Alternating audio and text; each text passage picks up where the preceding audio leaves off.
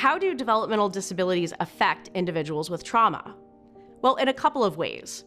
First, individuals with developmental disabilities are more likely to be traumatized than individuals without developmental disabilities.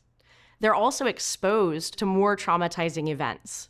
Further, they can be traumatized by less significant or impactful experiences that may not traumatize people without developmental disabilities. While this doesn't meet technical criteria for PTSD, we know that the symptoms and manifestation of trauma can still be harmful.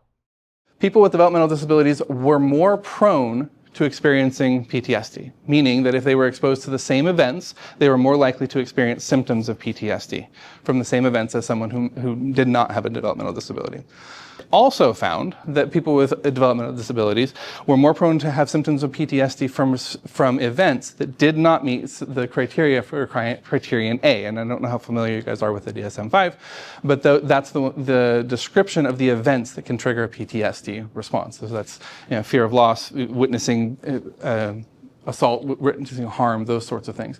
But a lot of these events may or may not actually have anything to do with the criterion A criteria, but it may be a similar or a related type of response to something completely different. I've got some good examples of that coming up in a little bit. Some of these statistics are kind of appalling to me here. In a sample of those with PTSD symptoms in individuals with high-functioning autism, so this study was specific to autism, 43% were found to be actively experiencing probable PTSD with events that did not meet criteria for criterion A. So 43% of this population met criteria for PTSD but didn't have criterion A. So it was an event that might not be identified as traumatic by the rest of us. So when asked about past experiences, that number increased to 63%. Now this is high functioning. That's again not a very politically correct term, but the idea is someone who does have the verbal and the cognitive ability to have these conversations.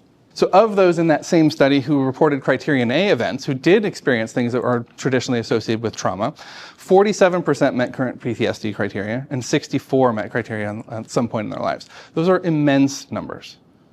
Immense numbers. And those authors definitely concluded, like I said before, that individuals with ASD, autism spectrum disorder, are more likely to be traumatized by a broader range of events than the general population.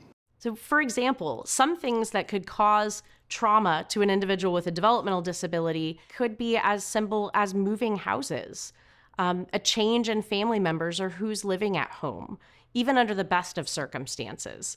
A loss of a teacher, a loss of a therapist or caregiver, even something as simple as a new couch or a change in food packaging could be traumatizing to someone with a developmental disability.